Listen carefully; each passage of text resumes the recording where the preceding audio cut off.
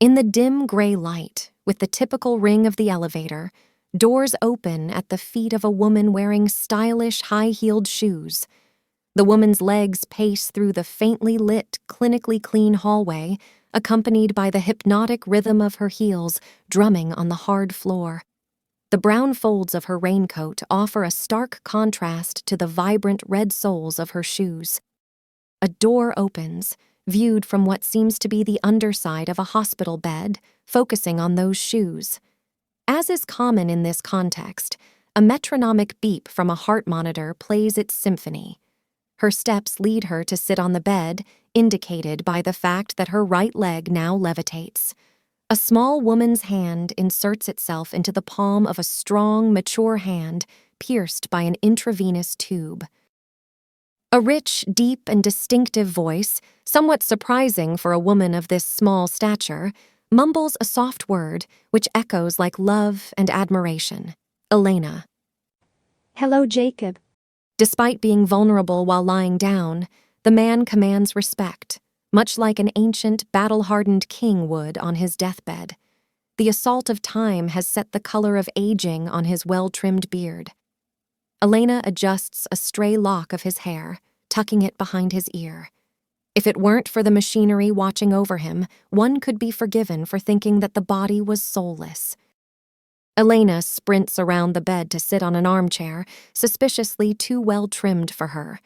The drawn shades behind her betray the fact that daylight is missing for some reason.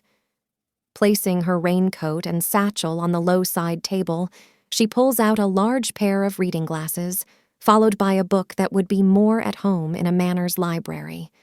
Removing her shoes in a swift move, she folds her legs to occupy the entire surface of the cushion and starts absorbing the words with no further unnecessary motion.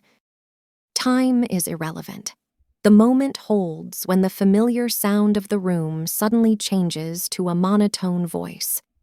Elena instinctively lowers her glasses and book. With a stoic face, she absorbs all the information her senses can process. In a surprisingly slow motion given the situation, amid the distant hustle of approaching footsteps, she moves beside her companion. A brief glance at the monitor, then a smile of contentment or pride as she places her hand on Jacob's cheek. Elena whispers, See you in the next life, my friend.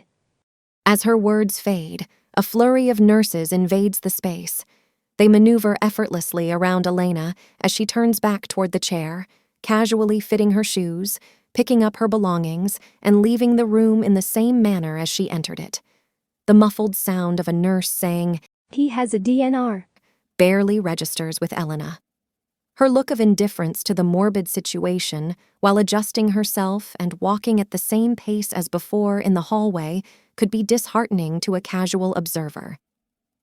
Elena arrives at the elevator. As its doors open, she steps in, her heel executing a final pivot. The moment captures the symmetry of her entrance.